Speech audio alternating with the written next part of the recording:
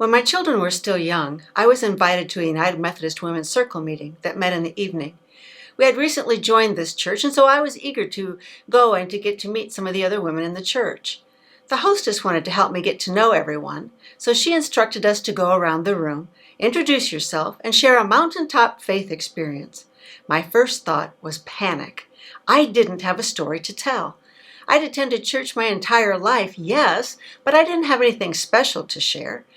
Then I thought, by the time they get around to me, I'll have thought of something. But I racked my brain, barely hearing what the others said.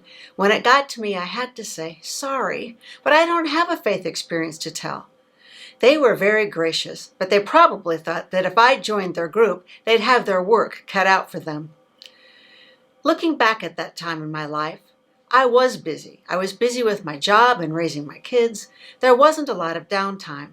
We can be so busy and distracted by our day-to-day obligations that we are just trying to make it to the end of the week, and we don't have time to stop and reflect. We don't take that time to notice what God has been doing in our lives. At least that was true of me. If you've ever driven in the mountains, you know that while you are looking ahead, you don't notice that you are climbing an elevation. But when you look in the rearview mirror, you can clearly see how far you have climbed.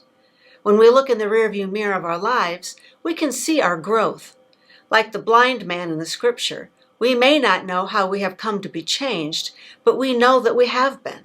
I am not the same person today that I was all those years ago at that circle meeting, and if we reflect on it, we can come to that same conclusion the blind man did, that Jesus is Lord.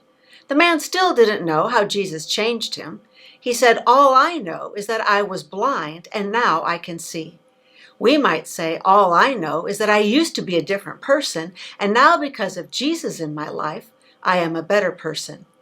After time of intentionally following Jesus, perhaps you notice that you are more compassionate and less angry, more generous and less self-centered, less skeptical and more faith-filled.